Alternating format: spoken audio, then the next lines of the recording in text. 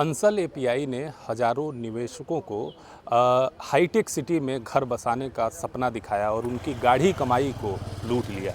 अब हमारे साथ जो इस समय मौजूद हैं वो निवेशक हैं जिन्होंने अपनी उम्मीदों के घर के लिए, एक अच्छे सपनों के घर के लिए अंसल एपीआई में इन्वेस्ट किया था, लेकिन उनको उनका घर नहीं मिला। आज उनके पैसे जो निवेश किए थे वो भी फंसने की जो चांसेस है वो ज़्यादा गहरा हो गए हैं।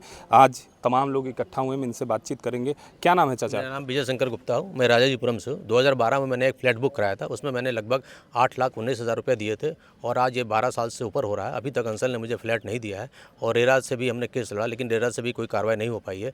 और इस कारण से आज हम लोग इकट्ठा हुए हैं और हम लोग सीएम साहब से बात करना चाहते हैं और उनसे मिल के ये अपनी व्यथा को बताना चाहते हैं कि हम लोग का जो गाड़ी कमाई का पैसा है उस पैसे से या तो हमको फ्लैट या प्लॉट दिलाया जाए और या फिर हमारा पैसा इंटरेस्ट सहित वापस किया जाए और अंसल के खिलाफ कार्रवाई कराई जाए। अभी जो मुख्यमंत्री ने भी बयान दिया था और जो कार्रवाइयाँ हो रही हैं, क्या आप लोग उससे संतुष्ट नहीं? नहीं, अभी हम लोग बहुत संतुष्ट नहीं है क्योंकि अभी कार्रवाई धरातल पर नहीं उतरी है। अभी सिर्फ कार्रवाई पेपर में ही हो रही है, लेकिन अभी तक हम लोग इस संबंध में कोई भी स्वस्थ कार्रवाई नहीं की गई है जिससे कि ये लगे कि हम लोग का पैसा वापस हो जाएगा या फ्लैट मिल जाएगा या प्लॉट मिल जाएगा। आपका क्या नाम है? उमेश सिंह कहते हैं हमें। मैंने ना 2009 में 2 फ्लैट यहाँ बुक किया था। दोनों की कीमत मोटा मोटी 22 लाख रुपए थी, जिसमें से मैंने 10 लाख रुपए जमा किए थे। और चांस की बात है, मैं 3 साल बाद फॉरेन चला गया था इस इम्प्रेशन में कि हम लौटूं तो हमें मिल जाए, तो इसलिए मैंने सारे पैसे डाले थे। उसके बाद 2019 में, तब तक वो टावर खड़ा नहीं हुआ, आस्था के नाम से था। फिर 2019 में उन्होंने मेरे को मीडिया इनक्लेव में शिफ्ट किया इस इम्प्रेशन में कि हम आपको दे रहे हैं। और उसके बाद फिर जो बचे पैसे थे वो मैंने फिर बैंक से लोन लिया। पिछली बार भी मैंने लोन लिया, फिर दूसरी बार लिया। और इस इंप्रेशन में हम चूँकि मिडिल क्लास के लोग हैं ना, तो हमारा डबल दिखता है ना कि मेरे को हाउस रेंट का भी मिलेगा, मेरे को हाउस इनकम टैक्स से भी रिबेट मिलेगा, ये सारे थे। साथ में ऐसे देखो तो पिछले 16 साल से यहाँ पर रेंट पे भी रहते हैं लोग, तो रेंट का भी पैसा मेरा जा रहा है, इनकम टैक्स से भी रिबेट नहीं मिला। और हमें मेरे सारे पैसे ढंग से देखो, टोटलिटी यदि देखेंगे दोनों पैसे को, तो करीबन it happens to be around 50 lakh सारी चीज़ें हो गई हैं, जबकि उसकी कीमत मात्र 38 लाख रुपए है। तो मैंने उससे भी ज़्यादा दे दिया और हम अभी सड़क पे हैं। अभी इन्होंने एनसीएलटी की बात की, हमने उसको अपडेट भी किया, तो मेरे जो पैसे हमने दिखाया कितने पैसे मैंने आपको दिए हैं, उसके अगेंस्ट उन्होंने जीरो कर दिया कि वो जीरो है। तो if it is zero then मेरे पास वोटिंग पावर भी ख़त्म हो गया और I am on nowhere. Literally ये कह सकते हैं कितने पैसे गए हैं। और एगोनी के सोचो, फैमिली का क्या हाल हो रहा होगा, हम लोगों के क्या हाल होंगे, फाइनेंशियल क्राइसिस कहाँ है। तो कहने का ही मतलब है कि कुछ ना कुछ तो कंक्लूड करें ना। सीएम साहब ने भी बोला, but I am pretty sure कि कोई चीज़ हो नहीं रही। हम सारे लोग वंडर कर रहे हैं, आए दिन मिलते हैं, बट कोई कंक्लूजन नहीं है।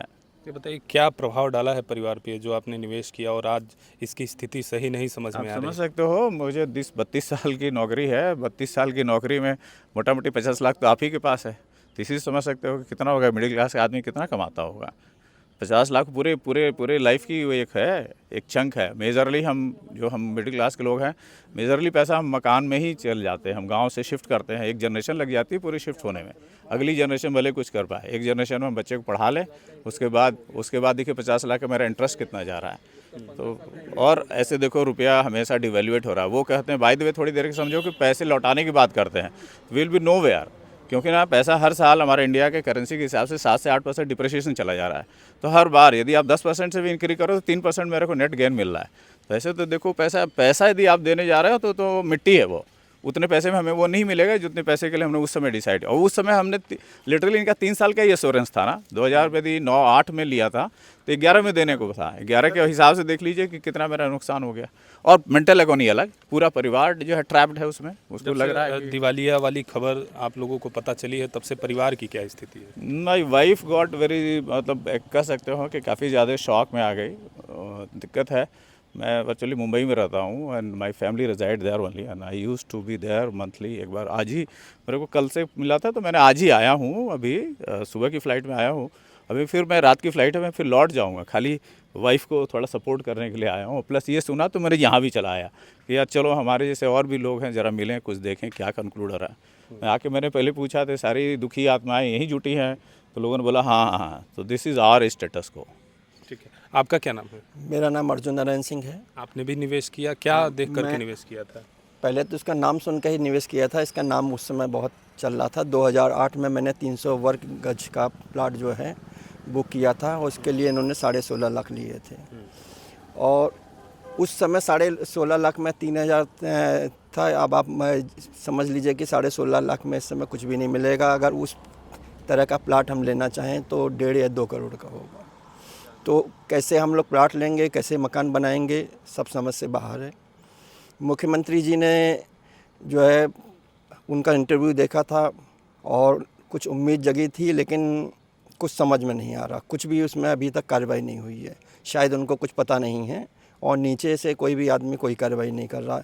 इवन हम लोगों की एफआईआर तक जो लॉन्च नहीं की जा रही है, एफआईआर के लिए भी दौड़ाया जा रहा है। एनएसीएलटी में हम लोगों ने मैंने किया है तो उसमें भी हमारा पेमेंट 0 कर दिया है। कैसे कि कर दिया है समझ में नहीं आ रहा। ठीक है, और भी लोग हमारे साथ हैं, उनसे भी बातचीत करेंगे। क्या नाम है आपका? प्रशांत सिन्हा। प्रशांत जी, कब निवेश किया आपने और क्या समय समय पर आप लोगों को कुछ अपडेट दिया गया अंसल एपीआई की तरफ से कि नहीं दिया गया? सर मैं 2012 में फ़ेज़ 2 के सेक्टर ओ में निवेश किया था और 2013 तक मैंने सारा उनको करीब 16 लाख रुपए दे दिए थे और उसके बाद इनका कंसेशन लिंक प्लान था, लेकिन उसके बाद से कोई डिमांड नहीं आई और उसके बाद हम लोगों ने इनके पास समय समय से इनसे जानकारी प्राप्त की तो हमेशा 2 साल 1 साल का वादा करते रहे कि बढ़ जाएगा रजिस्ट्री हो जाएगी। लेकिन आज भी स्थिति ये है कि फ़ेज़ 2 में कोई खास कुछ भी डेवलपमेंट नहीं हुआ है, तो लगता है कि कुछ होगा भी नहीं। और उसके बाद हम लोग एनसीएलटी में भी दिवाले हो चुका है और उसके बाद भी एनसीएलटी में जाने के बाद भी वहाँ पे भी जो हमारे फैक्ट्स हैं उसके साथ काफ़ी ज़्यादा छेड़छाड़ भी हुई है।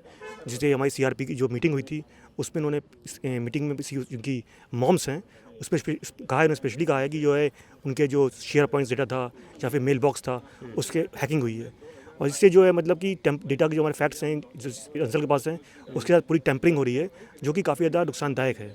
उसके बाद एक बात और कहना चाहूँगा कि मुख्यमंत्री जी ने आदेश दिया 3 मार्च को विधानसभा में कि जो है लोगों की एफआईआर लिखी जाए।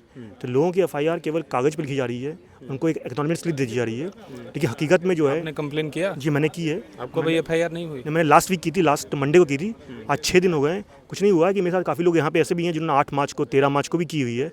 आज तक उनको कोई भी उनकी सिस्टम में एंट्री नहीं हुई है, ना ही उनको कॉपी मिली है। तो यहाँ करीब 30 लोग इकट्ठे हैं, इसमें से केवल एक ही सज्जन हमारे साथ हैं, अनुपम जी, उन्हीं की एफआईआर लिखी गई है इस पूरी प्रॉपर तरीके से। बाकी सभी के पास जो है केवल रसीद है, एक्नॉलेजमेंट है, कुछ भी नहीं हुआ है। ठीक है, आपका क्या नाम है? मैं दिनेश सचान। मैंने 2012 में अंसल में एक प्लाट सेक्टर ओ पॉकेट 3 में बुक कराया था और एक सिंगल रूम फ्लैट सेक्टर के में बुक कराया था और दोनों में मिला के हमने लगभग 20 लाख रुपए के आसपास इनको जमा किया है और आश्वासन देते देते आज करीब 13 साल हो गया है, हमें कुछ नहीं मिला। और ये जो सारा पैसा है, हम पति पत्नी दोनों सर्विस करते थे, अब तो मैं रिटायर हो गया हूँ। ये हम लोगों ने अपना जीपीएफ सारे जीवन की जमा पूंजी 20 साल सर्विस को हो गए थे, 20 साल की जमा पूंजी दोनों लोग निकाल के अंसल में इस उम्मीद से लगाया था कि हम लोग रिटायर होने से पहले एक मकान मिल जाएगा, हम लोग बुढ़ापे के जीवन चैन से बिताएंगे। लेकिन वो सारी उम्मीदें मेरी स्वाहा हो गई और हमें अब कहीं से कोई उम्मीद नहीं मिल रही है। एफआईआर भी और हमारे जितने साथी लोग, किसी की एफआईआर दर्ज नहीं हो रही, किसी की एप्लीकेशन ले ली जा रही है तो उसकी रिसीविंग नहीं दे दी जा रही है, ये सब। और हमको सरकार से बड़ी उम्मीद थी, लेकिन वो उम्मीदें भी ध्वस्त होती नज़र आ रही। कहीं कोई सुनवाई नहीं हो रही है, कोई मीडिया इसकी चर्चा नहीं कर रहा है। मीडिया पर तो चलिए। हाँ नहीं, इसके अलावा जो मीडिया जो बहुत बड़ी बड़ी खबरें चलाता है उसमें कहीं कोई खबर इसकी नहीं है अंसल की। और अंसल ने सिर्फ यहाँ लूट की, हम लोगों की जीवन भर की कमाई। अब ये समझ लीजिए मेरे आंसू नहीं निकल रहे हैं आप लोग सामने। अब स्थिति ये है कि हम लोग सोच नहीं कि क्या कह रहे हैं, जीवन भर की मेरी कमाई उसमें लुट गई है। कब आपको पता चला कि ये जो आपने निवेश किया है, जो आपने पैसा लगाया है, अब ये डूबने के कगार पे? जी देखिए, पहली चीज़ तो जो आप निवेश शब्द कर रहे हैं, हम इस सब से आपत्ति करते हैं। हम लोग निवेशक नहीं हैं, हम लोग होम बायर्स हैं, ठीक है। हम लोग कोई निवेश और कोई पैसा कमाने के लिए उद्देश्य नहीं किए थे। हम लोग सिर्फ ये थे कि हमको एक आशियाना मिल जाएगा, हम लोग उसमें बुढ़ापा अपने बिताएंगे या रिटायरमेंट के बाद बच्चों के लिए कुछ थोड़ा सा हो जाएगा। तो अब 2012 में जब बुक कराया था, इसके बाद ये कहा कि आपको 4-5 साल मिल जाएगा, तो 4-5 साल तक तो कोई बात करने की बात। इसके बाद जब मैं 17 से आना शुरू किया तो 17 से लगातार आ रहा हूँ और आजकल करते करते इन्होंने 5 साल बिता दिए। कुछ बातचीत होती थी आपकी? हाँ, बातचीत होती थी। उन्होंने सबका आपका प्लाट क्लियर है, अभी हम पैसा मनी शार्टेज है, डेवलप नहीं कर पा रहे हैं। फिर 2023 में मैंने रेरा में कंप्लेन किया, रेरा में भी सुनवाई चलती रही। रेरा ने एक बार आदेश किया, इसके बाद उस आदेश के बाद फिर अंसल की तरफ से कुछ आपत्ति लगाई गई, तो फिर दोबारा सुनवाई शुरू हुई। बहरहाल रेरा ने हमको फरवरी में ये कहा कि हम आपका जो प्रोजेक्ट उसका सर्वे कर लेते हैं, आप उसकी सर्वे की फ़ीस जमा कर दीजिए।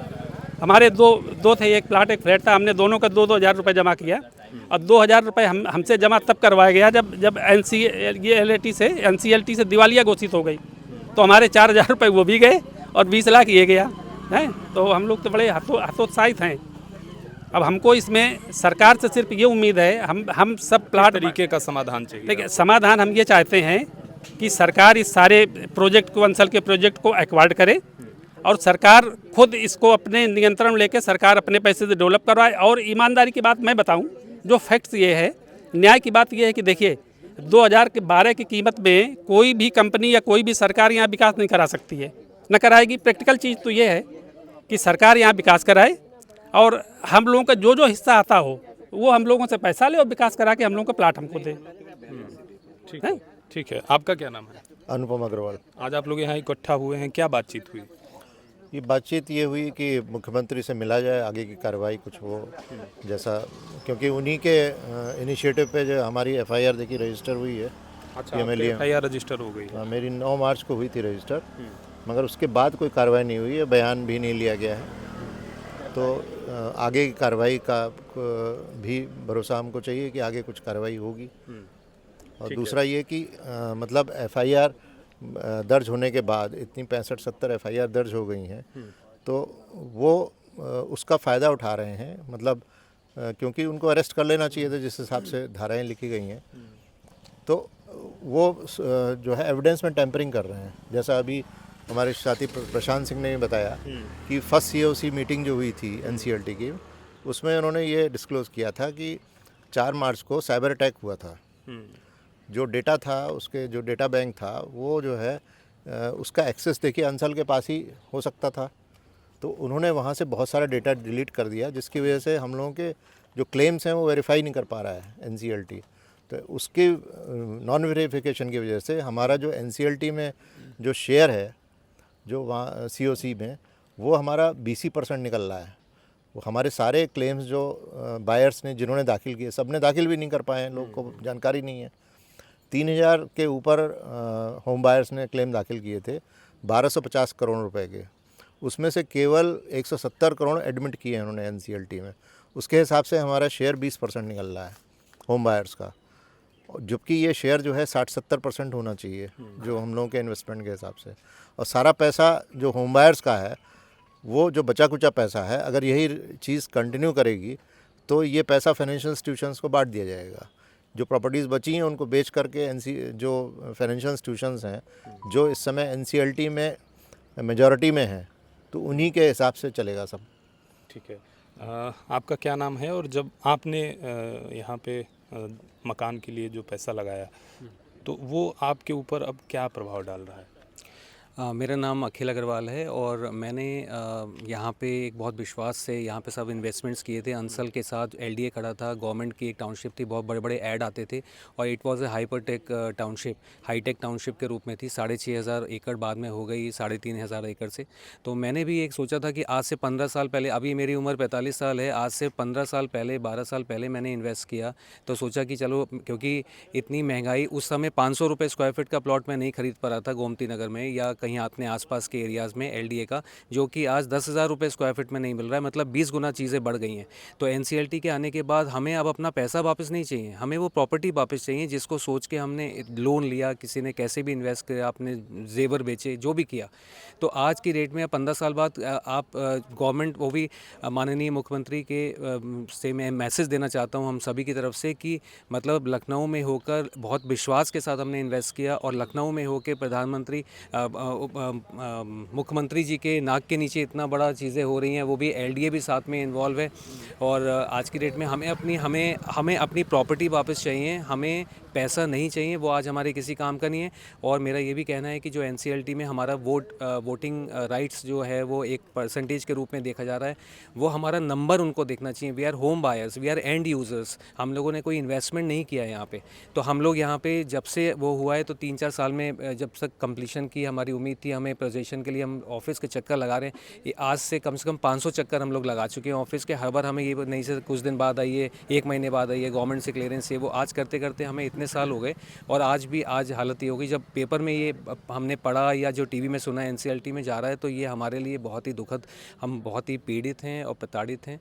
और मेरा मैसेज यही है कि मुख्यमंत्री जी से कि इसमें आप संज्ञान लें और हम एडिशनल पैसे हमसे ना मांगे जाएं, हमसे जो वादा किया गया था वो पूरा किया जाए। ठीक है। तो तो सुना आपने, ये जो होम बायर्स हैं अंसल एपीआई में जिन्होंने पैसा लगाया था, उनको अपने उम्मीदों के घर की जो चाहत थी वो आज यहाँ इकट्ठा हुए हैं। इनका जो डिमांड है कि मुख्यमंत्री से ये मिलें और इनको पैसे नहीं चाहिए, इसके बजाय इन्होंने जिन संपत्ति के लिए, जिन प्लाट के लिए या पैसे लगाए थे वो इनको वापस मिले। मंगला तिवारी, पीटीसी न्यूज़, लखनऊ।